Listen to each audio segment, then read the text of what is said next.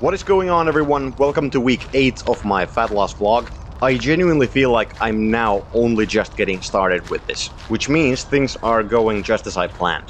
When I started this whole thing, I knew that the first couple months of cutting would be kinda boring because it's still winter, but that right around the halfway point of the cut, spring would have advanced far enough that it's pleasant to go outside and do some walking and cycling and so on, kinda feeling like a fresh start and reinvigorating some of that motivation again.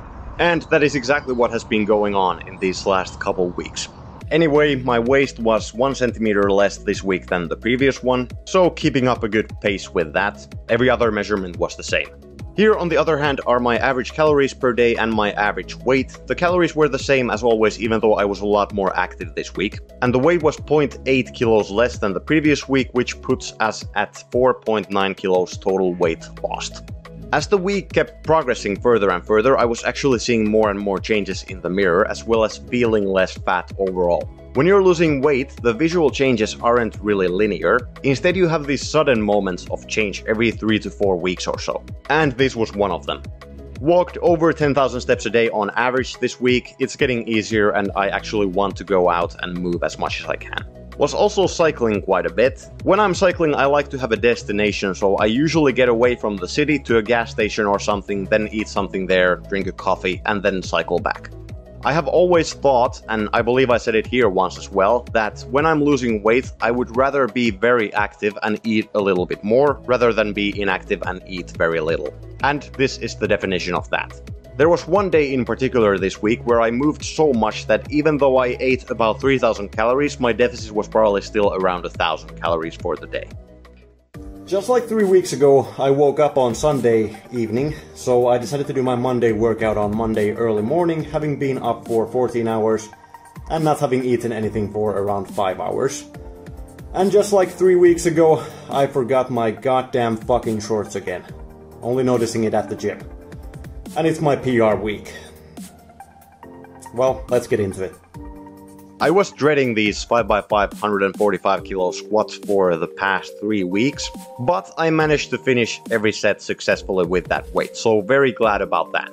This was actually a lifetime 5x5 PR on the low bar squat for me. I rested about 5 minutes between the first couple sets, and then by the end I was resting 8 minutes between my sets. If there was an exercise that makes your mental side stronger, it's definitely this one.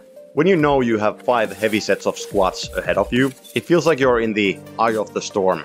You have to set up camp there for like 40 minutes, you can't really think of anything else, and you just have to enjoy the ride. Enjoy as in a little sick, weird way, knowing that it'll make you better on the long run. While I realize the weights that I'm squatting are nothing compared to some people, this is what it genuinely feels like in my experience. Deadlifts also move surprisingly well. It was definitely tough, but I managed to do 3 sets of 5 with 170 kilos, which is also a PR for me. The plan on overhead press was to do 5 sets of 5 with 63.5 kilos, but I went for 65 kilos instead. Had to drop the weight down to 60 kilos for the last 2 sets because my third set with 65 looked like this.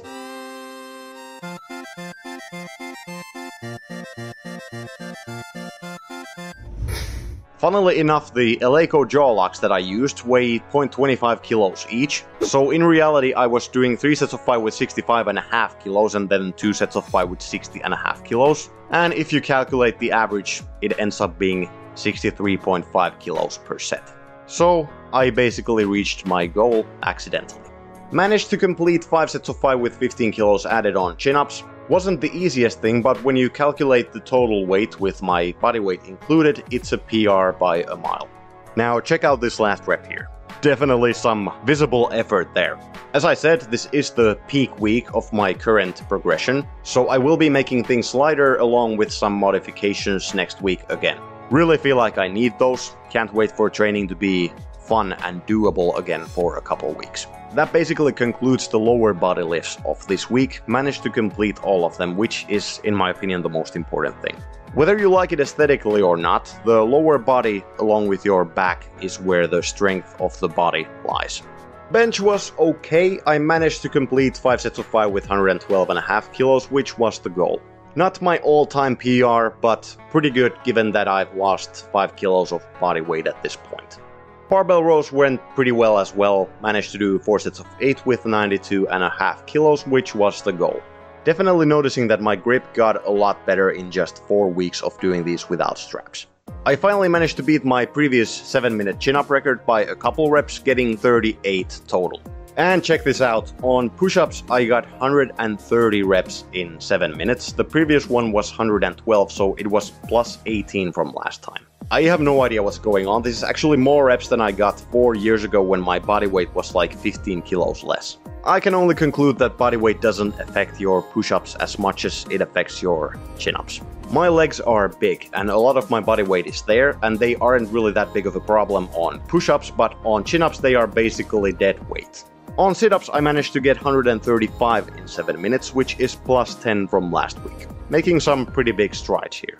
Thank you for watching this week's video. Next week I'll be coming at you with a programming update. I'll see you then.